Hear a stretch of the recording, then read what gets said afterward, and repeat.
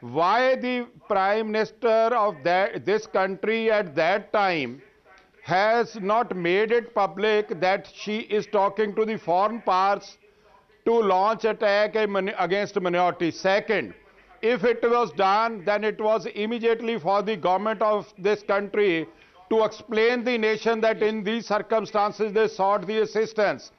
Third is that till Mr. date, Grewal, Mr. Grewal, sorry for the intervention. Till date, No, just listen to me. Mr. KC Singh, please wait for 1 minute. No. Till date, the government and the government let people... Let me include for a second. Give me 2 minutes. Wait. No, just give me a little time. I don't want to hear it. It's a government language. I don't want to hear it. I don't want this thing to hear. I want to ask... Mr. KC Singh... I'm a retired government servant, all right, but I am not a stooge of the government. Now, don't say that. I know the language is like that. Just tell me one thing. Now the British government... Before you go further... Just listen to me for a minute. Mr. KC Singh, I have heard you with patience. So you was already spoken enough. Just listen me for 1 minute.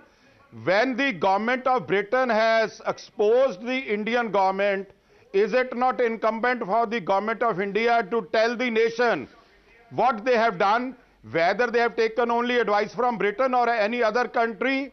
Second, they have also, I tell you, Mr. Arnab, Brigadier Saab was also in the last debate.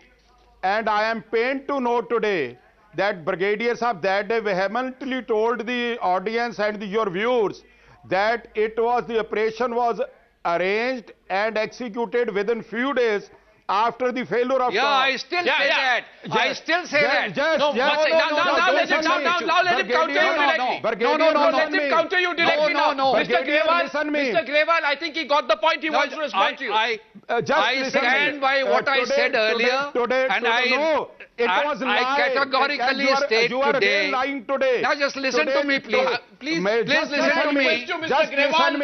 Just listen to me. Today the Foreign Minister of Britain has made it clear that British advisor came to India in month of February and they gave specific advice, but that advice was not carried out.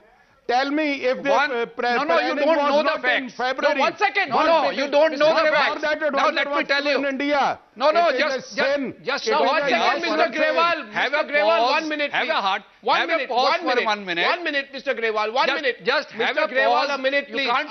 A minute, please. Yeah. Brigadier. I categorically state today, I stand by my statement made earlier on this show. Indian Army neither sought nor got any information, intelligence or any plan from the British Army. Let that be clear to you for all times to come. Now, secondly, Mr. Brigadier, it's total lie. After the statement of the Foreign Minister of Britain, if you call a brigadier a liar, I have no words to say. I cannot. Tell me where were you? Tell me where were you in 84 to state all that with such authenticity? Where were you in 84? We suffered the Where were you in 84 at the time of Blue Star in June 84? What you told the viewer was totally incorrect, wrong, and no, I want to know. No, I want to know the authenticity of your statement, and I want to know where you were during the Operation Blue Star. Let us start from there. We were confined to houses. Where were you? I was confined to my house for 9 days as there was a complete curfew in the country. My brigadier, remember your words. So if you were confined to your house... we were watching everything. Brigadier Saab, listen, I was there from 5th of June night till 24th of June 1984. I was the only officer who saw everything with one's own eyes. I heard everything. I saw everybody. I know the exact state of fortifications and the fortress, the sanctity of the temple was completely lost, and you were a silent spectator sitting in your house.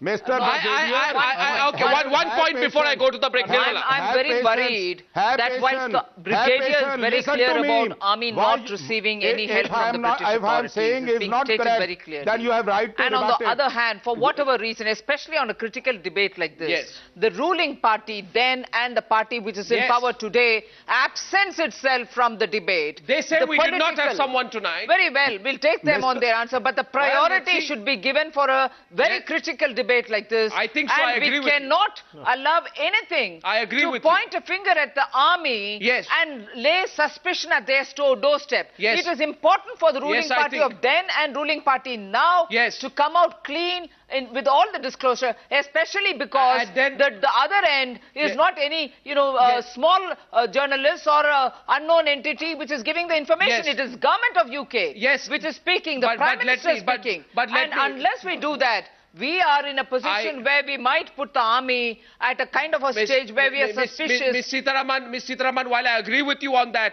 let us not forget that a memorial honouring those who were killed in Operation Blue Star, this includes Bhindranwale, right, was unveiled in April 2013. Yes. I will ask Mr. Grewal when I come out on the other side tonight, I want Mr. Grewal to tell me, just as he wants the Indian government to come clean on Operation Blue Star, I want Mr. Grewal to come clean on Bhindranwale's terrorism. Was Bhindranwale a terrorist? Or does he endorse him as a martyr? I want a straight answer from Mr. Grewal when I come out on the other side of the break.